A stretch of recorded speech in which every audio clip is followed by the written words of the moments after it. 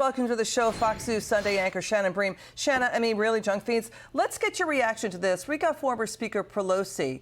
Shannon, she's not answering Fox Business journalist Hillary Vaughn's questions about whether the president's age is a concern. And then we want your reaction to President Biden making brand new blunders and gaffes. Watch this. We have plans to build a railroad from the Pacific all the way across the Indian Ocean. We have plans to build in Angola, one of the largest solar plants in the world.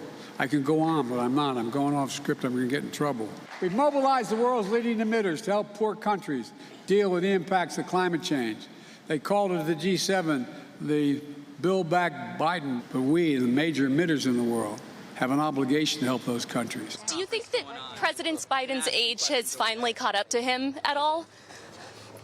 Absolutely not. I think the president is great. I'm proud to be supporting him, and I don't even know why you asked that question. Do you think he has the stamina to finish a second term if he were? Yes, I do, and please don't bother me with such frivolity, okay? There's this perception that anybody can beat him? Yeah, and I think it's conceivably that when you have an 80-year-old president who tends to mumble and meander and tell old stories about corn pop and stuff like that, and the economy's not great, you never know what's going to happen between now and 2024, Biden could get beaten by Trump.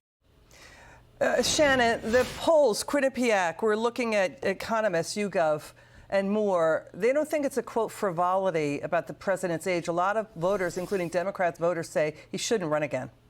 Yeah, and independents also expressed their concern about exactly how well he is equipped to continue on. Of course, the former Speaker Nancy Pelosi is going to say age is not an issue because she's in that same club, as is much of Capitol Hill, honestly, in the Senate and the House side.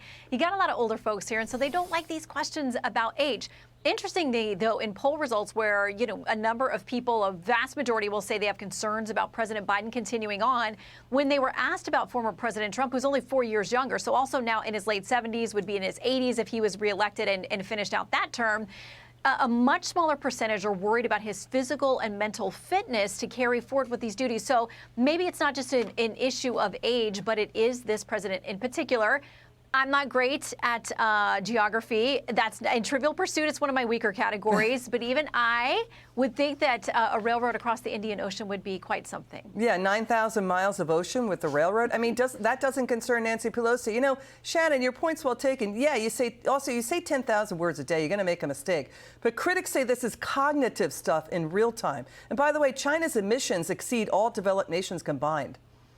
Yeah, and that's the thing, is that's another worry where people say, okay, if this president is going to sit down with Xi and try to play hardball over things like emissions, like them, buzzing one of our reconnaissance jets, getting into it with warships in Taiwan and in that area, they want somebody who's going to be very tough and be able to have these difficult conversations. And so there are questions. And again, it's not just people on the right. It is people from within his own party. You hear this muttering and this concern about the fact that they wonder if he's up to the job mentally and physically. He had that fall we saw a couple weeks ago at the commencement ceremony. We're told he's doing great.